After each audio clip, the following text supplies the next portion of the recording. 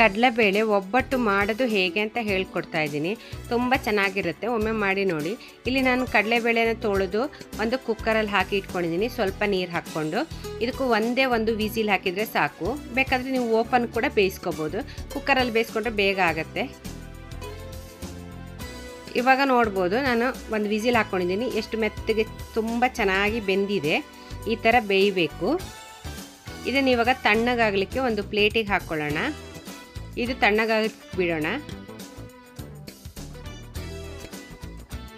ಇವಾಗ ಇಲ್ಲಿ ತಣ್ಣಗಾಗಿದೆ. ಇವಾಗ ಮಿಕ್ಸಿ ಜಾರಿಗೆ ಹಾಕ್ಕೊಂಡಿದ್ದೀನಿ. ಕಡಲೆಬೇಳೆ ಮತ್ತು ಏಲಕ್ಕಿ, ಬೆಲ್ಲ ಹಾಕಿ ಚೆನ್ನಾಗಿ ನೈಸಾಗಿ ಗ್ರೈಂಡ್ ಮಾಡಬೇಕು. ಬೇಳೆ ಏನೂ ಸಿಗಬಾರ್ದು.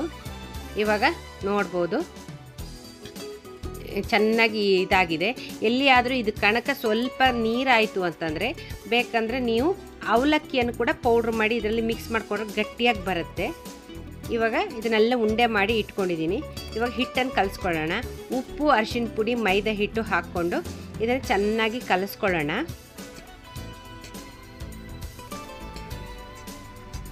ಇವಾಗ ಕಲಿಸ್ಕೊಂಡಾಯಿತು. ಇವಾಗ ಇದಕ್ಕೆ ಸ್ವಲ್ಪನೇ ನೀರು ಹಾಕಿ ಹಿಟ್ಟನ್ನು ಕಲಿಸ್ಕೊಳ್ಳೋಣ. ತುಂಬ ಗಟ್ಟಿಯಾಗೂ ಕಲಿಸ್ಬಾರ್ದು, ತುಂಬ ನೀರಾಗಿಯೂ ಕೂಡ ಕಲಿಸ್ಬಾರ್ದು. ಈ ಥರ ಕಲಿಸ್ಕೋಬೇಕು. ಇದು 1 ಅವರ್ ಇಟ್ಟಾಗ ಇನ್ನೂ ಮೆತ್ತಗಾಗುತ್ತೆ. ಇದು ಈ ಹದಕ್ಕೆ ಕಲಿಸ್ಕೊಂಡ್ರೆ ಸಾಕು.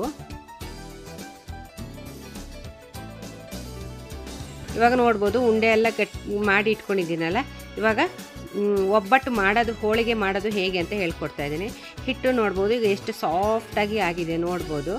ಇವಾಗ ಇಲ್ಲಿ ಸ್ವಲ್ಪ ಒಂದು ತೊಗೊಂಡು ಈ ಥರ ರೌಂಡ್ ಮಾಡ್ಕೊಳ್ಳಿ. ಇದು ಫಸ್ಟ್ ಟೈಮ್ ಮಾಡೋರಿಗೆ ನಾನು ಹೇಳ್ತಾ ಇರೋದು. ಈ ಥರ ರೌಂಡ್ ಮಾಡಿಕೊಂಡು ಒಂದು ಎಣ್ಣೆ ಹಾಕಿರೋ ಪೇಪರ್ ಇರ್ತದಲ್ಲ, ಆ ಪೇಪರ್ ಮೇಲೆ ಸ್ವಲ್ಪ ಎಣ್ಣೆ ಹಾಕ್ಕೊಂಡು ಈ ಥರ ಮಾಡಿಕೊಂಡು ಅದರ ಮೇಲೆ ಈ ಥರ ಉಂಡೆ ಇಟ್ಟು ಈ ಥರ ಸುತ್ತಲೂ ಈ ಥರ ರೌಂಡ್ ಮಾಡ್ಕೋಬೇಕು. ಅದರಲ್ಲಿ ಎಕ್ಸ್ಟ್ರಾ ಇರೋ ಹಿಟ್ಟನ್ನು ಕೂಡ ತೆಗಿಬೇಕು. ತುಂಬ ಮೈದಾ ಹಿಟ್ಟಿದ್ರೂ ಚೆನ್ನಾಗಿರಲ್ಲ. ಈ ಥರ ಹಾಕ್ಕೊಂಡು ಚೆನ್ನಾಗಿ ರೌಂಡ್ ಮಾಡಿಕೊಂಡು ಇದಕ್ಕೆ ಸ್ವಲ್ಪ ಮೇಲಿಂದ ಎಣ್ಣೆ ಹಾಕ್ಕೊಂಡು ನೀಟಾಗಿ ತಟ್ಟಬೇಕು. ಇದನ್ನು ಫಸ್ಟ್ ಟೈಮ್ ಮಾಡೋರು ತುಂಬ ಏನು ದೊಡ್ಡದು ಮಾಡೋ ಅವಶ್ಯಕತೆ ಇಲ್ಲ, ಚಿಕ್ಕದೇ ಮಾಡ್ಕೋಬೋದು. ಈ ಥರ ಕಣಕ ಸ್ವಲ್ಪ ಗಟ್ಟಿಯಾಗಿ ಚೆನ್ನಾಗಿ ಬಂತು ಅಂದರೆ ಆವಾಗ ಚೆನ್ನಾಗಿ ಇದಾಗ್ಬೋದು. ಇವಾಗ ನೋಡ್ಬೋದು ಬೆರಳು ಹಚ್ಚಿರುತ್ತದಲ್ಲ, ಆವಾಗ ಲಾಸ್ಟಲ್ಲಿ ಆದಮೇಲೆ ಹೀಗೆ ಕೈಯಲ್ಲಿ ಮಾಡಿದರೆ ಆವಾಗ ಆ ಥರ ಏನು ಬರಲ್ಲ, ನೀಟಾಗಿ ಬರುತ್ತೆ. ಇವಾಗ ಇದು ಒಬ್ಬಟ್ಟು ತಟ್ಟಿ ಆಯಿತು, ರೆಡಿಯಾಗಿದೆ. ಇವಾಗ ಇದನ್ನು ತವಕ್ಕೆ ಹಾಕ್ಕೊಳ್ಳೋಣ. ತವ ಆಲ್ರೆಡಿ ಬಿಸಿಯಾಗಿದೆ. ಹಾಕ್ಕೊಂಡು 2 ಸೈಡು ಚೆನ್ನಾಗಿ ಬೇಯಿಸ್ಬೇಕು. ಇದನ್ನು ಮೇಲೆ ಸ್ವಲ್ಪ ಎಣ್ಣೆ ಹಾಕ್ಕೊಳ್ಳಿ. ಎಣ್ಣೆ ಅಥವಾ ತುಪ್ಪ ಏನಾದರೂ ಹಾಕ್ಕೋಬೋದು. ಇವಾಗ ಒಂದು ಸೈಡು ಕಾಯಿಸಿ ಆಯಿತು, ಇನ್ನೊಂದು ಸೈಡ್ ಅದೇ ಥರ ಕಾಯಿಸೋಣ. ಇವಾಗ ಎಷ್ಟು ಚೆನ್ನಾಗಿ ಉಬ್ಬಿ ಬರ್ತಾ ಇದೆ ನೋಡ್ಬೋದು, ತುಂಬ ಚೆನ್ನಾಗಿ ಬರ್ತಾ ಇದೆ. ಈ ಥರ ಬರಬೇಕು. ಇದು ಪರ್ಫೆಕ್ಟ್ ಆದ ಒಬ್ಬಟ್ಟು, ತುಂಬ ಚೆನ್ನಾಗಿರುತ್ತೆ ಫ್ರೆಂಡ್ಸ್. ಒಮ್ಮೆ ಮಾಡಿ ನೋಡಿ. ನೋಡ್ಬೋದು ಎಷ್ಟು ಉಬ್ಬಿದೆ ನೋಡಿ, ಪೂರಿ ಥರ ಉಬ್ಬಿದೆ. ಇವಾಗ ಇದು ರೆಡಿಯಾಗಿದೆ. ಇದೊಂದು ತಟ್ಟೆಗೆ ಹಾಕ್ಕೊಳ್ಳೋಣ.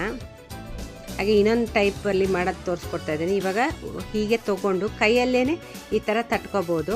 ಈ ಥರ ತಟ್ಕೊಂಡು ಇವಾಗ ಇದರ ಮೇಲೆ ಒಂದು ಉಂಡೆ ಇಟ್ಕೊಂಡು ಈ ಥರ ನೀಟಾಗಿ ಕವರ್ ಮಾಡ್ಕೋಬೋದು. ಈ ಥರ ಕವರ್ ಮಾಡಿಕೊಂಡು ಎಕ್ಸ್ಟ್ರಾ ಹಿಟ್ಟನ್ನು ತೆಗೀರಿ. ತೆಗೆದು ನೀಟಾಗಿ ಉಂಡೆ ಮಾಡ್ಕೊಳ್ಳಿ. ಮಾಡಿಕೊಂಡು ಇದರ ಮೇಲೆ ಸ್ವಲ್ಪ ಎಣ್ಣೆ ಹಾಕ್ಕೊಂಡು ನೀಟಾಗಿ ಈ ಥರ ತಟ್ಟಿ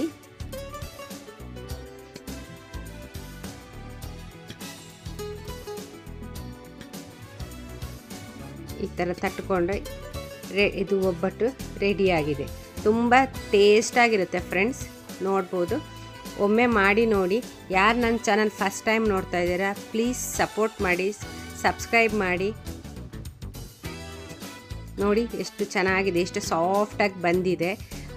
ಹಾಲಿನ ಜೊತೆ ಇಲ್ಲ ತುಪ್ಪ ಜೊತೆ ತುಂಬ ಚೆನ್ನಾಗಿರುತ್ತೆ. ಒಮ್ಮೆ ಮಾಡಿ ನೋಡಿ. ವಿಡಿಯೋ ನೋಡಿದವ್ರು ಎಲ್ಲರೂ ಸಬ್ಸ್ಕ್ರೈಬ್ ಮಾಡಿ ಫ್ರೆಂಡ್ಸ್, ಸಪೋರ್ಟ್ ಮಾಡಿ ಫ್ರೆಂಡ್ಸ್. Thank you.